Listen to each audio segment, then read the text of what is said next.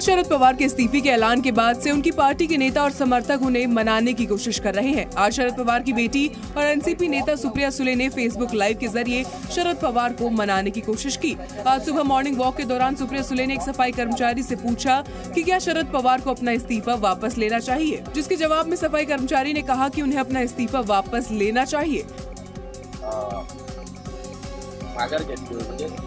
शरद पवार के इस्तीफे के ऐलान के बाद से एनसीपी के समर्थक शरद पवार के घर के बाहर जमे हैं और इस्तीफा वापस लेने की मांग कर रहे हैं।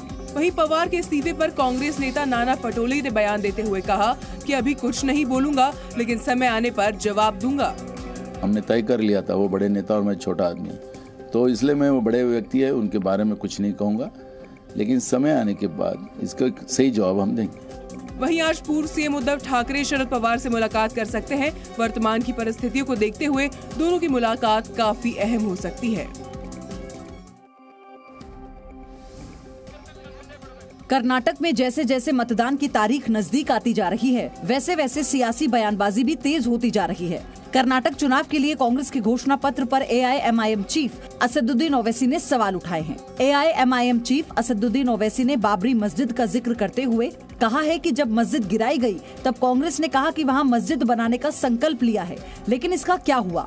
ओवैसी ने कांग्रेस पर सवाल उठाते हुए कहा कि चुनाव से पहले बहुत कुछ कहा जाता है, लेकिन चुनाव के बाद क्या होता है। कांग्रेस पार्टी जब बाबरी मस्जिद का डेमोलिशन हुआ था, तो डेमोलिशन के बाद कांग्रेस पार्टी का एक रेजोल्यूशन है पार्टी का कि हम दोबारा वहां मस्जिद बनाएंगे।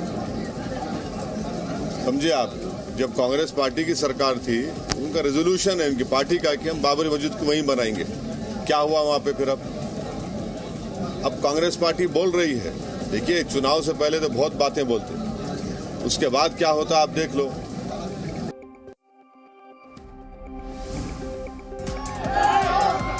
बीजेपी ने दक्षिण के अपने आखिरी दुर्ग को बचाने के लिए पूरी ताकत लगा दी है।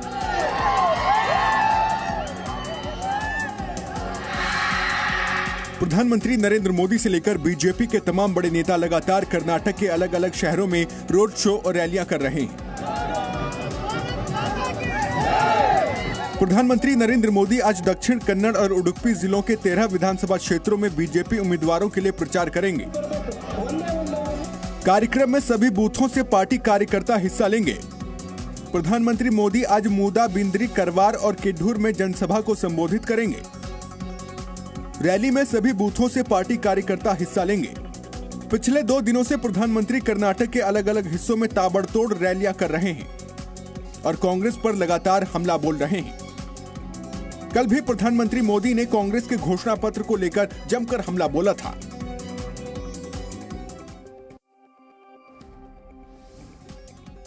कांग्रेस के घोषणा पत्र में बजरंग दल पर बैन के चुनावी वादे पर कर्नाटक में घमासान तेज हो गया है। राजस्थान के सीएम अशोक गहलोत ने इस वादे का समर्थन किया है और पीएम मोदी पर निशाना साधा और कहा कि बीजेपी को वोट देने वालों को ही पीएम हिंदू मानते हैं। मोदी जी हम सबको किसी को हिंदू मानते नहीं है। चक्कर ये है, वो हिंदू नहीं मानते हिंदुओं को, जो उनको वोट देते हैं उनको हिंदू मानते हैं। चक्कर ये है।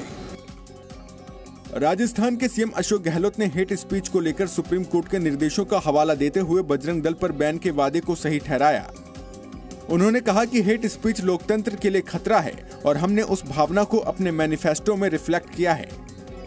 उस भावना को इस मैनिफेस्टो में रिफ्लेक्ट किया गया है कि सुप्रीम कोर्ट खुद कह रहा है, और जिस प्रकार जाति के नाम पे, धर्म के नाम पर जो आक्रोश पैदा है, नफरत के बीज बोए जा रहे हैं, वो कहाँ जाके लॉजिकल पहुंचेंगे कोई सोच नहीं सकता।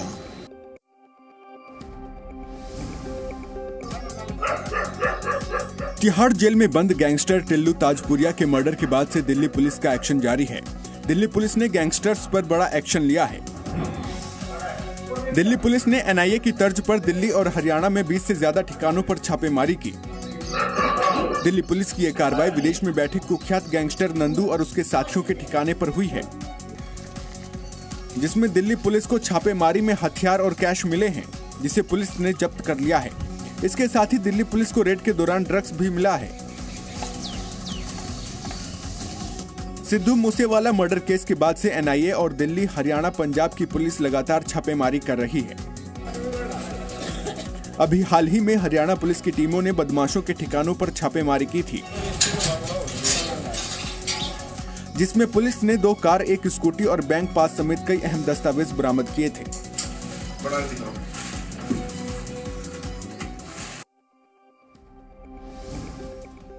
तिहाड़ जेल में कुख्यात गैंगस्टर सुनील मान उर्फ टिल्लू ताजपुरिया की हत्या के बाद से जांच के लिए दिल्ली पुलिस की स्पेशल सेल तिहाड़ पहुंची थी और स्पेशल सेल के सूत्रों ने बताया कि गोगी गैंग के 4 बदमाशों ने जेल के सुरक्षा में तैनात जवान और जेल प्रशासन के सामने ही टिल्लू को मारा था।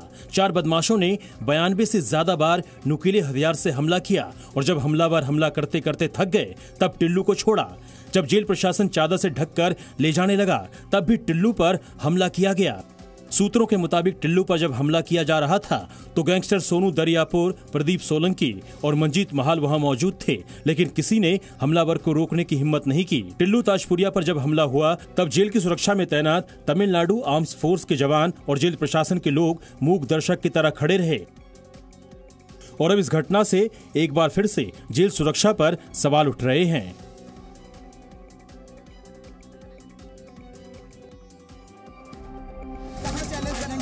उमेश पाल हत्याकांड में शामिल आरोपी वकील खान शौकत हनीफ को पूछताछ के लिए धूमनगंज पुलिस नैनी जेल से उसे थाने ले आई है। पुलिस ने वकील खान शौकत हनीफ से पूछताछ के लिए कल कोर्ट से रिमांड मांगी थी और पूछताछ के लिए कोर्ट से 12 घंटे की रिमांड मिली है। पुलिस उमेश पाल हत्याकांड में शौकत की भूमिका को लेकर सुबह 6 बजे से पूछताछ कर रही है, जो शाम 6 बजे तक चलेगी। पुलिस पूछताछ में अवैध साम्राज्य को लेकर भी सवाल करेगी। शौकत हनीफ उमेश पाल अपहरण मामले में उम्र कैद की सजा काट रहा है और 12 घंटे की पुलिस कस्टडी में वो कई राज उगल सकता है। इससे पहले पुलिस को उमेश पाल हत्याकांड में वकील खान शौकत हनीफ की भूमिका भी मिली थी। एनकाउंटर में मारे गए अतीक अहमद के बेटे असद और अतीक अहमद के वकील खान शौकत हनीफ का मोबाइल चैट सामने आया था। खान शौकत ने असद को उमेश पाल की तस्वीर भेजी थी। कई तस्वीरें 19 फरवरी को भेजी गई थी, जिसके बाद असद ने उन तस्वीरों को शूटर्स के पास भेज दिया था।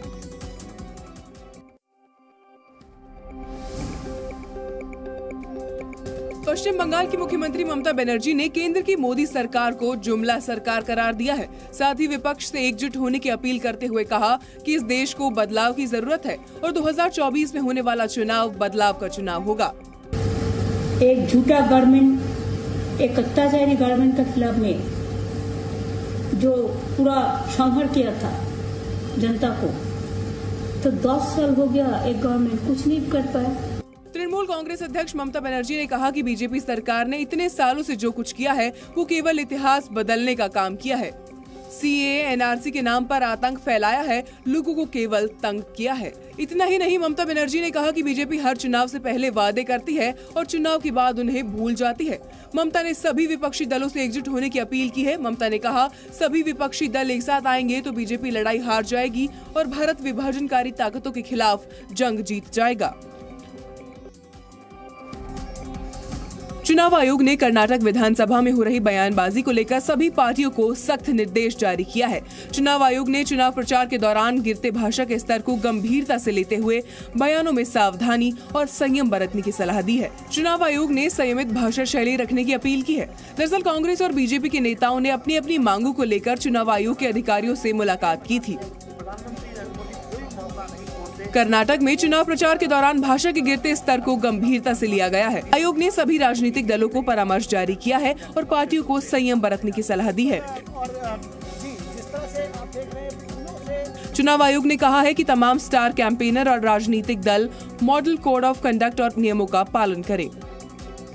हाल ही में बीजेपी और कांग्रेस के नेताओं ने चुनाव प्रचार के दौरान विवादित बयान दिए थे।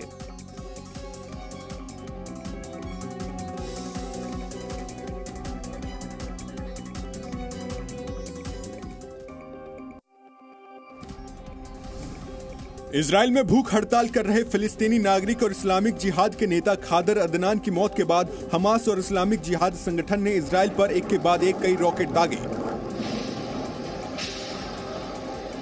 खादर अदनान इजराइल के जेल में बंद थे। प्रशासन के खिलाफ वो लगातार 87 दिनों से भूख हड़ताल पर थे। हमास और इस्लामिक जिहाद के एयर स्ट्राइक के बाद इजराइल ने भी जवाबी हमला किया है और गाजा पट्टी इलाके में एक के बाद कई रॉकेट दागे। वहीं फिलिस्तीन के प्रधानमंत्री मोहम्मद शतायह ने इजराइल पर बड़ा आरोप लगाते हुए कहा कि इजराइल ने जानबूझकर खादर अदनान की हत्या की है। साथ ही फिलिस्तीनी प्रधानमंत्री ने आरोप लगाते हुए कहा कि इजराइल ने उनकी रिहाई के लिए अनुरोध को स्वीकार किया था। दोनों तरफ से हो रहे हवाई हमले में एक बार फिर अरब देशों के टकराव की आशंका बढ़ गई है। अब हमारे पास कोई ऑप्शन नहीं है, इधर हम यहाँ रुक सकते हैं, एग्जाम छोड़ सकते हैं, या फिर वही 16,000 पे करके हम टिकट्स जा सकते हैं। कोई मैसेज नहीं, कोई कुछ नहीं, कोई इन्फॉर्मेशन नहीं। हम लोग अपने हिसाब से अपने टाइम से आ रहे हैं, यहाँ बोल रहे हैं कि फ्लाइट कैंसिल हो गई। दिवालिया होने की कगार पर खड़ी गो फर्स्ट एयरलाइंस के यात्री मुश्किल में फंस गए। कंपनी के पास अपने प्लेन में तेल भरवाने तक के भी पैसे नहीं हैं। ऐसे में 3 दिन तक उसकी कोई भी फ्लाइट उड़ान नहीं भरेगी। गो फर्स्ट ने 3, 4 और 5 मई की टिकट बुकिंग बंद कर दी है। कंपनी का कहना है कि उसके बेड़े में आधे से ज्यादा प्लेन ग्राउंडेड हैं, जिसकी वजह से उसका कैश फ्लो गंभीर रूप से प्रभावित हुआ।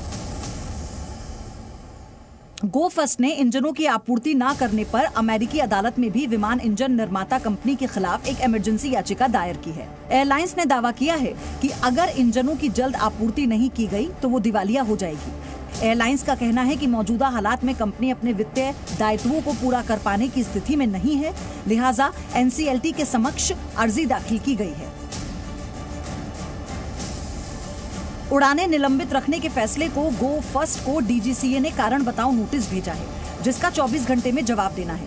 केंद्रीय उड्डयन मंत्री ज्योतिरादित्य सिंधिया का कहना है कि इंजन आपूर्ति से फ्लाइट्स ऑपरेशन में दिक्कतों की वजह से गो फर्स्ट की वित्तीय स्थिति को झटका लगना दुर्भाग्यपूर्ण है। उड़ानें निलंबित करने की वजह से यात्रियों को काफी परेशानी हो रही है। नाराज यात्री अलग अलग एयरपोर्ट पर हंगामा कर रहे हैं। आज एडवांस बुकिंग कराया तो कम में आता, फिर इमरजेंसी में कराया तो 4 गुना पैसे देना पड़ता और सामने भी पहुंचने में दिक्कत होती सब। इसी वास्ते ये गवर्नमेंट को पहले से इन्फॉर्म करना चाहिए कंपनी वाले को। हाँ, गो फर्स्ट की फ्लाइट थी और बैंकक्रप्ट होने के कारण ये कैंसिल कर दी गई है। अभी हमारा स्टूडेंट है, हमें एग्जाम्स के लिए जाना है। मुझे दिल्ली से पटना जाना था और मैं दिल्ली की ही हूँ, मतलब मुझे इमरजेंसी काम था जिसके लिए मैंने फ्लाइट बुकिंग की थी और अभी वो कैंसिल हो गई है। और जो मैंने टिकट्स ली थी वो 4,500 की थी और अभी एट प्रेजेंट जो टिकट चल रही है वो 16,000 की है, वो भी इवनिंग की है। लास्ट मोमेंट में कोई भी कंपनी हो इस तरह से फ्लाइट मिस नहीं करना चाहिए। आने जाने वालों को बहुत दिक्कत होती है, प्रॉब्लम होता है।